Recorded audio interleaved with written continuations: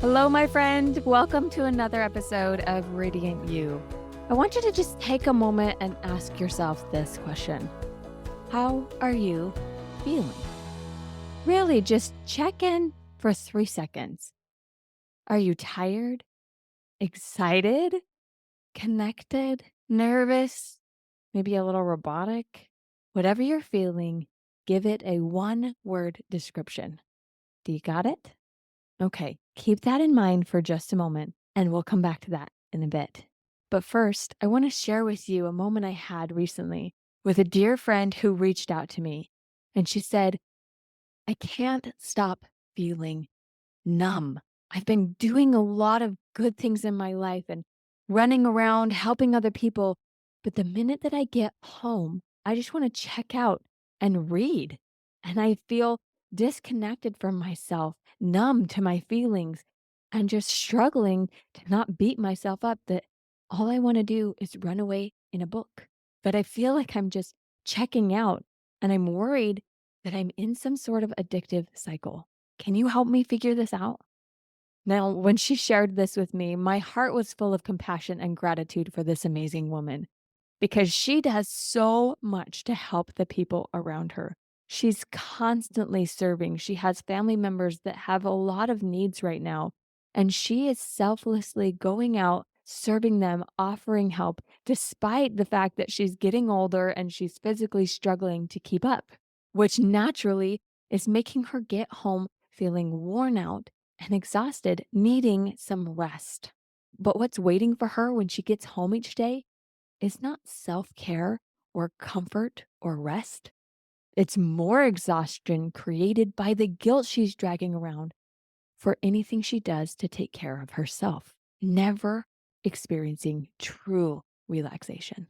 I'm sure you've had those moments too, where you feel like you are just sprinting and sprinting and sprinting, doing all the things on your to do list, helping the people that you love, trying to work through your goals. And then at the end of the day, you're just tired. You know that you've done well, but you still can't seem to relax. When my sweet friend was reaching out to ask me how to help her through this struggle, she asked a very important question. She told me, how do I know if it truly is self care? My answer to her helped her shift from the place she was stuck to a more empowering place where she could tap into her radiant self and move forward with confidence. And I want to give you that gift too. But first, I want to explore some definitions that often get us stuck on what is and isn't self care. Because there are actually three categories. When most people think it's either self care or self indulgence, there's a third category, self comfort. And knowing this can make all the difference. Here's why. First, let's talk about self care. This is the most widely accepted version of taking care of ourselves. We often categorize this in our brain in ways that we are proactively or productively caring for ourselves. Most people at least do the basics here, right? They take care of their hygiene, they brush their teeth, they get dressed, they shower, they take care of their food needs and their safety and create support for themselves. Many will often take it to the next level of self care where they have routines and goals in place so that they have space for things like scripture study or working on hobbies or eating healthy food and exercising. And these self care actions are all very important. But the problem is, most people only categorize it as self care if it is productive. That's why it's important to see the second category, self comfort. This less known version of self love is when you feel tired and sad or lonely, disappointed, those heavier emotions, and you need to hold space for you. This is my friend who is running and exhausted at the end of the day and needs true relaxation. But the problem is, when we try and do self comfort, it often gets crowded out by worry that we're not being productive. And that because it's not productive, then it must be indulgent. When we take a bath or watch a show or read a book or eat something that we actually really want to eat but isn't very good for our body. And so we push away the self comfort actions, telling ourselves we shouldn't want them until that desire builds up and we just give into it and do it anyway. And then what do you feel? You feel shame, you feel frustration, you feel that resistance again. And so you don't ever get to enjoy the relaxation or the comfort. But my friends, just because something isn't productive doesn't mean it's indulgent. When self comfort is done purposefully, it is actually vital to your mental and emotional health.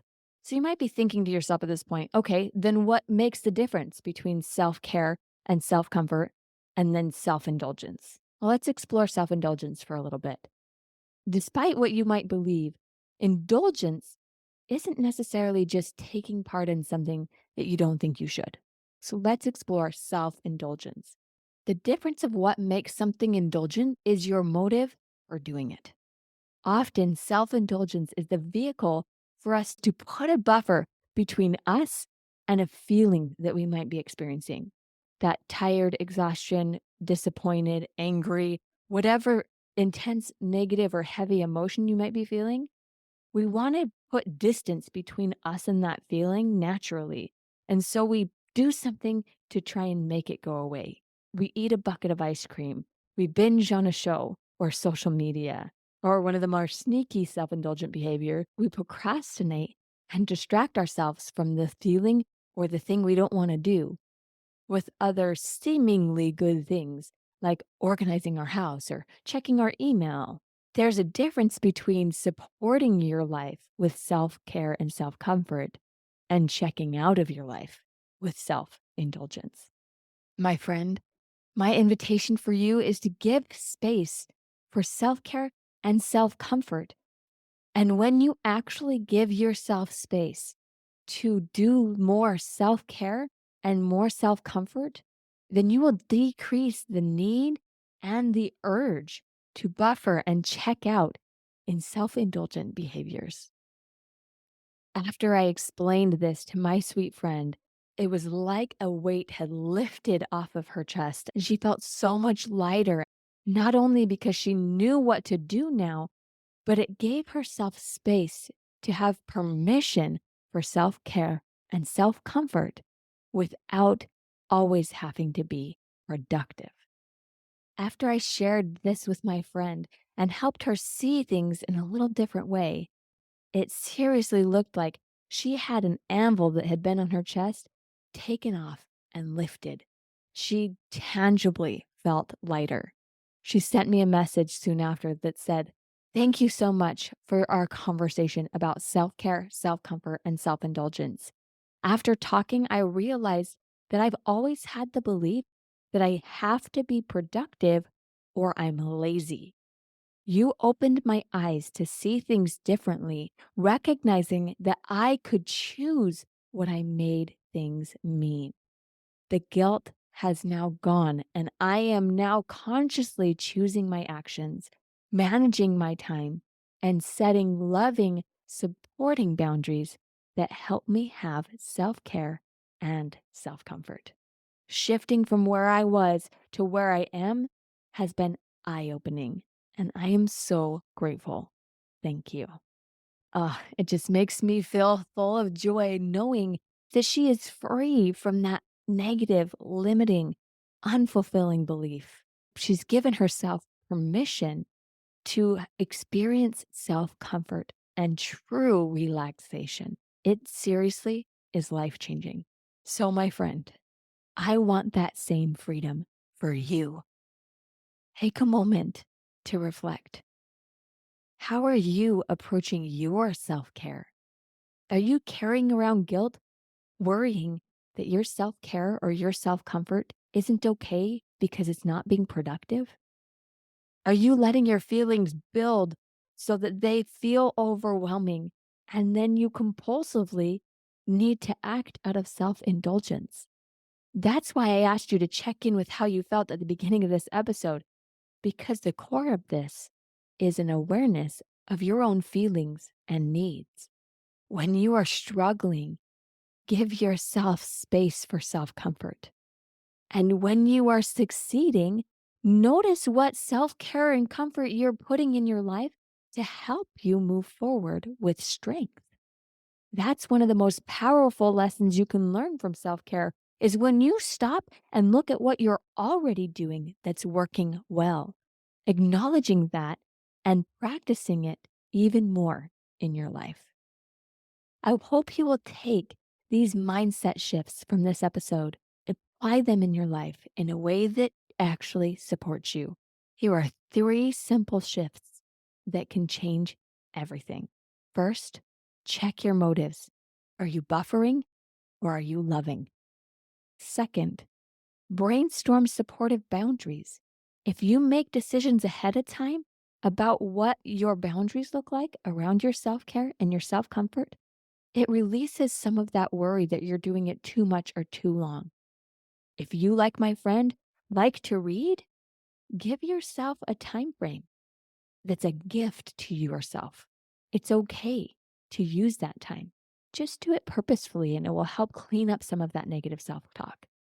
The third shift that can be so powerful is when you take a moment after self-care or self-comfort and reflect.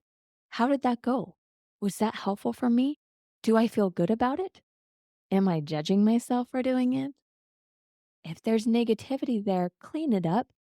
Give yourself some compassion and find a new motive next time that will help you be more supportive of yourself.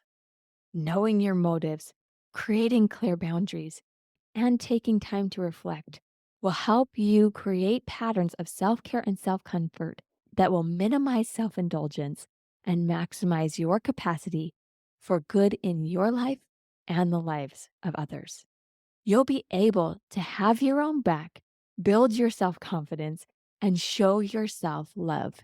There's a saying that goes like this: if you don't take time to be well, then you will be forced to take time for your illness. It's time for you to take care of you with more self-love, more self-compassion, and maybe a little bit more self-comfort. You are worth investing in you. Take care, my friends. Have a blessed day. You are radiant, but some days it's hard to remember that truth. If you're ready to live lighter and shine brighter, then head over to thelightcoach.com and book a free session to discover what's possible. The radiant you is within your reach. Let's find her together.